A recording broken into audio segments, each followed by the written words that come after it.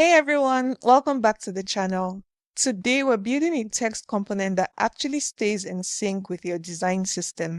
So here's the thing, most text components I see are built with hard-coded styles and manual media queries scattered everywhere. That works for a while, but when you need to make an update, a global update, it's nearly impossible to do that all at once. What if everything was just baked into the tokens themselves? I mean, designers already use this workflow through Figma Variables, collections, and modes. It should be easy to adopt in code, right? No media queries in your components, no guessing. You reference a token and it just works. That's what we're building today. We'll take design tokens from Figma, convert them to CSS variables with built-in responsiveness, and then build a text component that references those variables. By the end, you will have a reusable primitive that updates when design updates. Let me show you what we're building.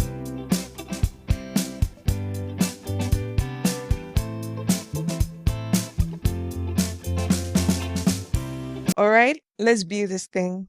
We'll start with the token structure, then set up the pipeline, and finally build the component. Before we write any code, I need to show you how the tokens are structured, because if you understand this structure, then the implementation is going to make a lot more sense. The tokens follow a three-layer architecture. We have options at the top, semantics in the middle, and components at the bottom. Think of it like an inverted pyramid. Options are the raw values. Semantics give those tokens meaning, and the components consume those semantic tokens. So let's break down each layer. The options layer is your foundation. It's just raw values. So you have your scale values here.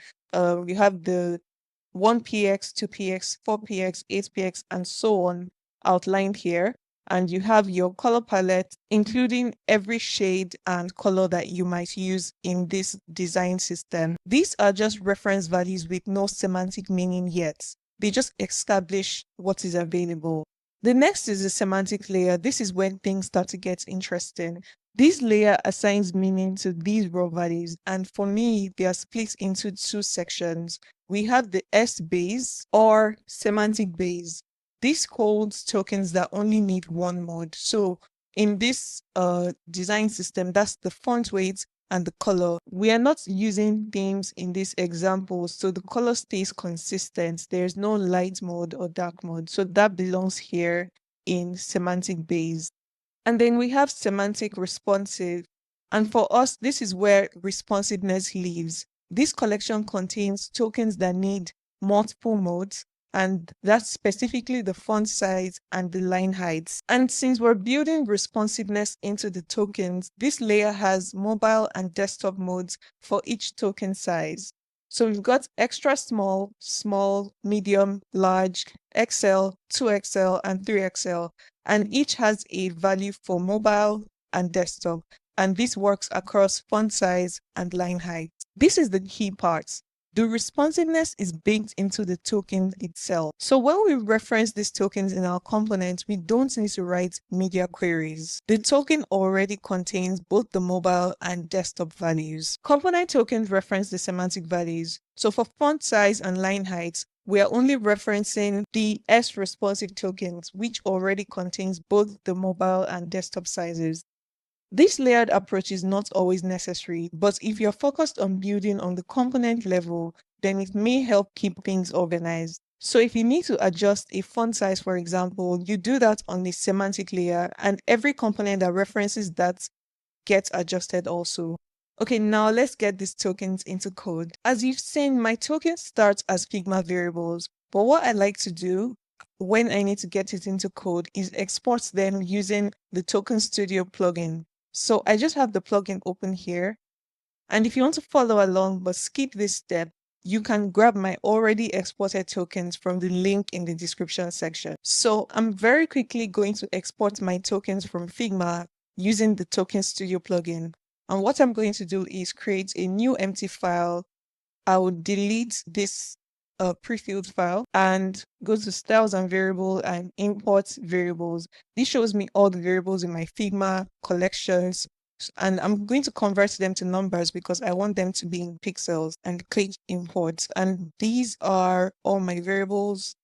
Import all. Great. So they should all be in here. I'm just going to select all of them. You can definitely click through to explore, but I'm not worried about that because we've already taken a look. So I'm just going to export this. So I click export a file / folder. I want them in a single JSON file, and I'm going to click all token sets. Instead of downloading a file, I'm just going to copy the values and paste into a file I will create in my project. Let's set up the project. I'm starting fresh, so I've created a new folder and open it in my editor. Next, I'm going to scaffold a React app with Vite. To do that, I'm going to enter npm create Vite at latest with a full stop because I want that project created in this folder and I'm using React TypeScript. Now I'm going to accept all the defaults, and with the app created successfully, the next thing I'm going to do is to import or install the tools I need. So for this project, I need Style Dictionary and Token Studios transforms, and these tools will basically help me convert the JSON design tokens into CSS variables. Next, I'll bring my design tokens into this project by creating a tokens.json file and pasting in the tokens I copied out of Token Studio. Next on my list is to create a build script called buildTokens.cs, and this is the script I'm going to be using to convert my tokens into CSS variables.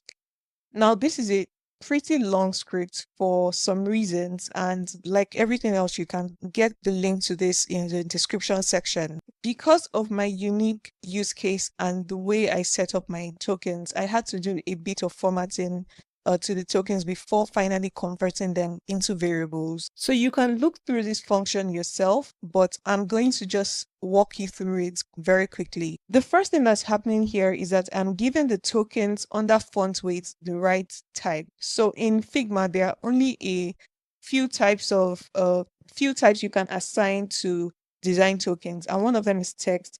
But for Style Dictionary to convert a font weight token properly, it needs to have the type of font weight. So this function is basically converting the types as needed.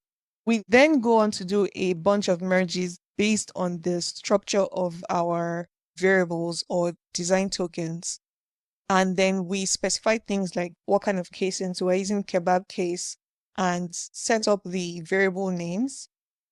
And then we finally build the CSS output here. So the build CSS output function takes in two values. It takes in the mobile tokens and takes in the desktop tokens.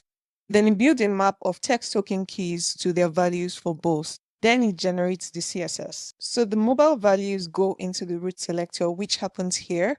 And then the desktop values go into the media query, which happens here. And this override starts at a minimum width of 1025 px.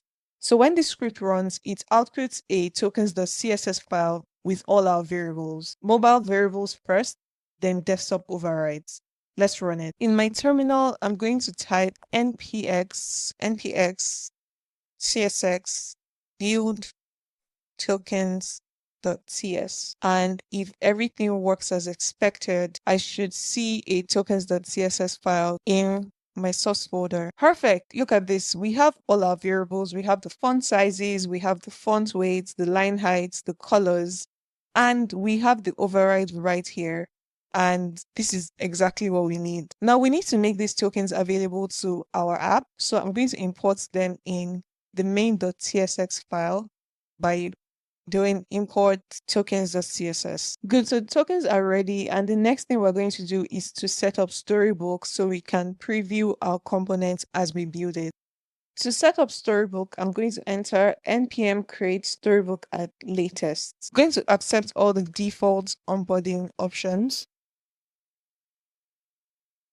Once installed, Storybook will open in your browser. If you've never used Storybook before, you can take a minute to look at the documentation. I've linked that below, but it's pretty straightforward. You define stories in your components, and Storybook renders them with controls so you can explore that component in the UI. To make sure that Storybook also has access to our tokens, just as we imported the tokens.css file here. We're also going to go into Storybook, preview.ts, and import it here and save. Now it's time to create our text component. So I'm going to create a folder in SRC called components. And inside it, I'm going to create a text folder. Now in the text folder, I'm going to create an index.csx file.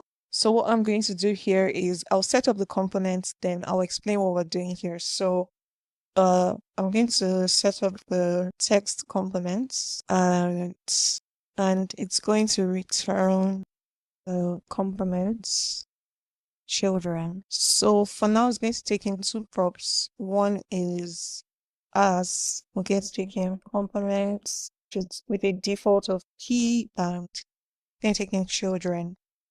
So we're going to set up the interface. We're going to call that text props. It will take in optional as because we have a default there.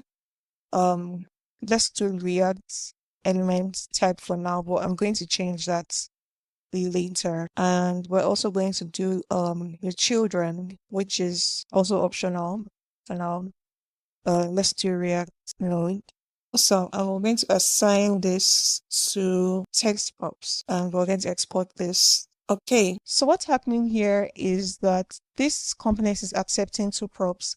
The first prop is as, which is polymorphic. This means that it lets you choose which HTML element to render. So if I pass in H1, this would be rendered as a H1 element. And if I pass in, say, span, this will be rendered as a span.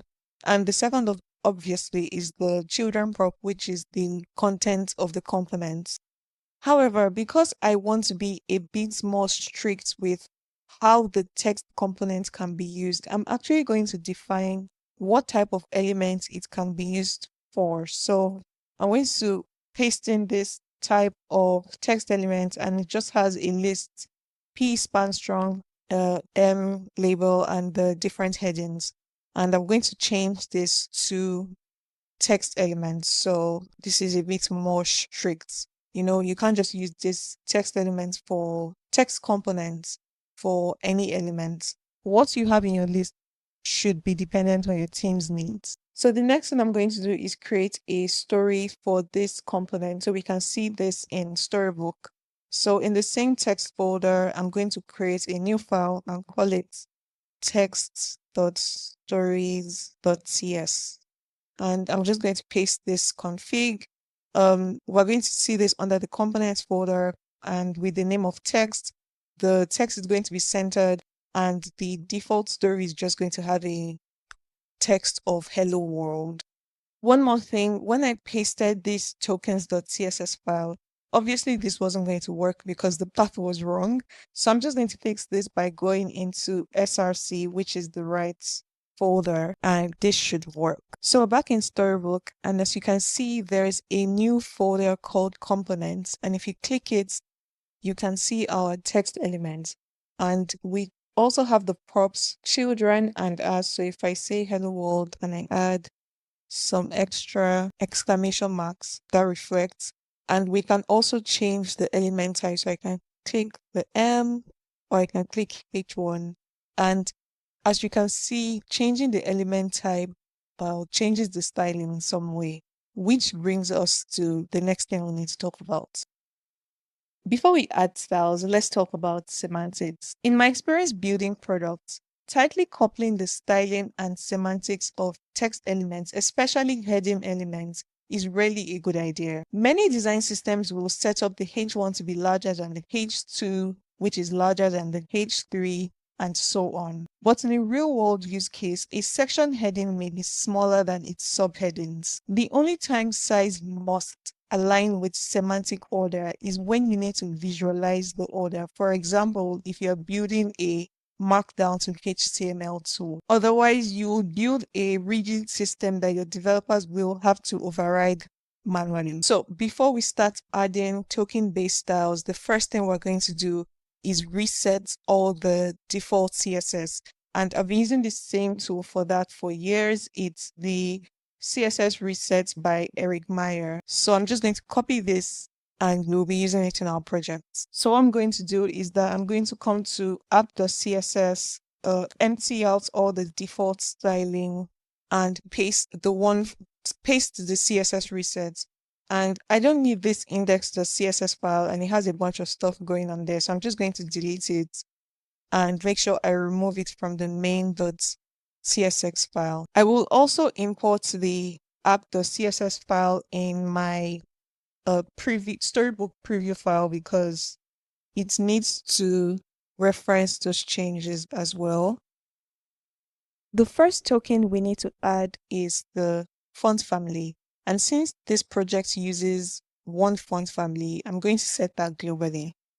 The font family is inter, so I've grabbed the Google font links and I'm adding it in two places.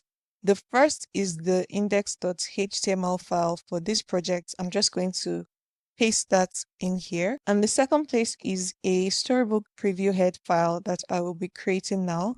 So I'm going to go to that folder and type preview head.html. And I'm just going to paste this in. Great. So we have access to our font. So now I'm going to set it in CSS. So in our text folder, I'm going to create a new file and I'm going to call that text.module.css. And this is going to be our styling file for this component. And I'm just going to import the styles in there. And I'm not going to add a class name directly to the component because as we build out this component, we're going to have multiple class names. So what I'm going to do instead is I'm going to define all the classes in an array and then join them and then assign that resulting string to the component. So I'm going to do coins classes equals to, and the first class is going to be texts, or the first class name is going to be text, and I'm just going to filter that to make sure that we don't have any falsy values, and then I'm going to join their space, and I think that's ready. So I'm going to assign the class name of this. Okay, so with the text class assigned, I'm going to go back to the text styling file and just give that a font family. For this, we need to reference our tokens file, so I'm not sure why that's also completed. But the font family variable is this. I'm just going to copy that, and we're going to do, and I'm going to give it a fallback of style select. So when I come back to my text components in Storybook, I can see that it has a font family of inter. So I'm just going to inspect this. So with font family done, let's move on to font weights. So for font weights, if we look at our tokens file, we can see that we have, where's that? Yeah, we can see that we have 5 options. So we're going to first define our prop. So I'm going to create a type of text weights, and it's going to allow for 5 types of weight props. So we have light, regular, medium, semi, bold, and bold. Now we're going to define the prop of weights, which is also optional, and text weight, and then we can pass in here. I'll give it a default value of regular. And I'm going with regular because the default element is a p tag. And to assign the text weight, we're going to create another class name, and this is going to be constructed using the weight prop. So we're going to do text weight, and now let's pass in the weight value. And using this, we're just going to define all the text weights individually. So you can copy and paste this, but if you look at my CSS file, I have set up the different font weights based on the weight defined by the user, which is in this case the developer. So you have the font weight light, and it points to the right variable extracted from our tokens, and that goes all the way down to bold. So let's see what this looks like in Storybook. So when we reload Storybook, we can see that we now have the weight prop, and you can select from the list of options and see the weight variables applied. With weight working, let's talk about the big ones, which are font size and line heights. So this is where the responsiveness really shines through. We're handling the font size and the line height with a single prop called size, and it's going to reflect the tokens that we have created. So if you look at the font size and line height, you see that we have them ranging from XS to 3XL. And each font size and line height were created on the same level. So they all have the XS. So you have the text line height of XS, you have the font size of XS, you have the line height of XL, also the line height of XL, and so on. They were created to work together. And remember, these tokens already have the responsiveness baked in. In the Figma variables, we had mobile and desktop modes. And when we converted that to CSS, we represented that with media queries. So we have the font sizes and line heights defined by default with the mobile values. And once we get to a breakpoint, they are reassigned to the desktop values. So the first thing I'm going to do is define the type. So that's going to be type of text size. And we have, I believe this is 7. We have 7 options here. This the extra small, the small, medium, large, XL, extra large, 2XL, and 3XL. And we're going to take in the prop of size, which will also be optional because we'll be adding a default value. Come here and say size is equal to, so we're going to work with small for now as a default, and we're going to construct the fastening. So that's going to be s text size, and it's going to accept the size prop. Save, and then let's go create those size modifiers. So here are the size modifiers. All we're doing here is referencing the font size and line height defined for each level. And because we've already defined the breakpoints with the new values in the tokens file, we don't have to worry about that in the components file. That's sorted. And anything that references this token file in the future would also not have to worry about breakpoints. Okay, so to test this in Storybook, I'm going to reload, and we have the size prop, and I'm going to just select 3XL, which is the largest. Okay, and if I move between mobile and desktop sizes. So if I switch, yes, we should see the font size change. At this screen size, we have the font size as 36 px, and when I extend this a bit beyond the breakpoints, we have this as at 48 px. So this is the power of token-based responsiveness. I'm not writing media queries in my components. The token already has its own mobile and desktop values. So when I resize the browser, the font size and line height adjust automatically. I can reference the token once and it just works. So that's what makes this approach so scalable. Now, the last thing on our list is the color. So we're going to take the same approach with colors. We'll add a prop, create modifiers, and reference the tokens. But we're first going to identify what colors are available to us. So from the tokens defined, we have 5 colors. We have the brand, default, error, subtle, and success. So I'm going to create the tag for color, which will be text color. I'm just going to paste this here, and this is going to take a prop of color, which will also be optional. And I'm going to set the default color to default. And I'm going to create the class name, construct the class name. This would be text color, take sender. This will not spell it correctly. I'll take on the color. Great. And with that, I have pasted in the color modifiers, and we can see them reference the variables from the tokens here. So if you have defaults passed in, you get default, subtle, you get subtle, and so on. It really helps when the language between design and code are aligned. I would say follow what is defined in the design because it's easier to align with. most times these questions are answered in design.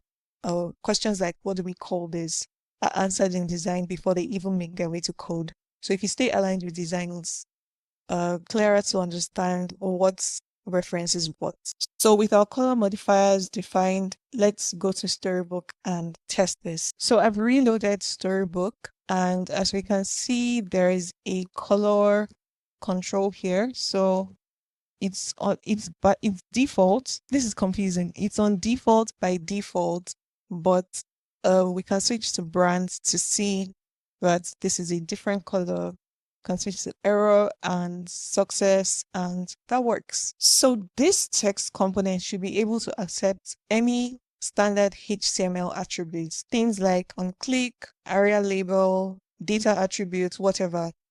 The specific props you would accept depend on your team's needs, but because I don't want to think about that right now, and this is just a demo, I'm just going to use the rest operator to accept whatever a developer might want to pass in moving forward.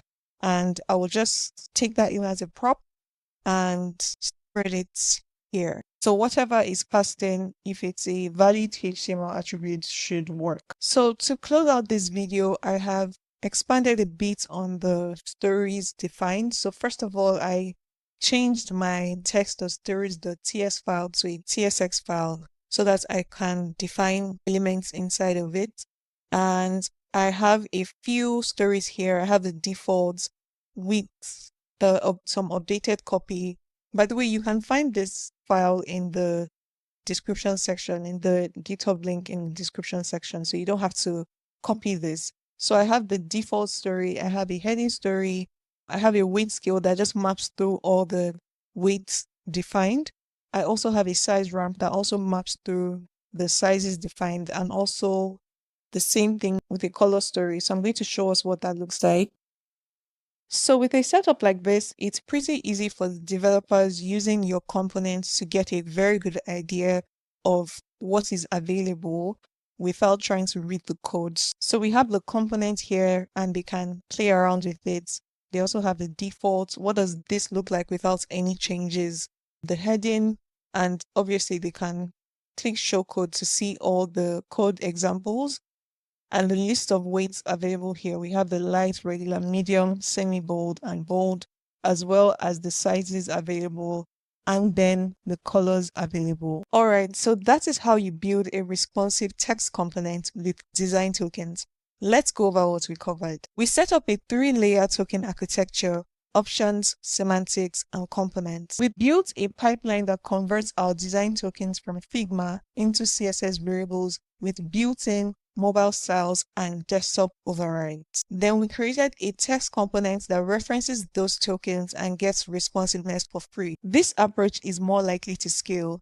When your designer updates the token, you run a build script and every component that references that token gets updated. You don't have to hunt through CSS files and manual overrides to find every single place where you've defined that value. If you want to take this further, you can add more token types. You can add spacing, borders, shadows, and so on, and you apply the same patterns.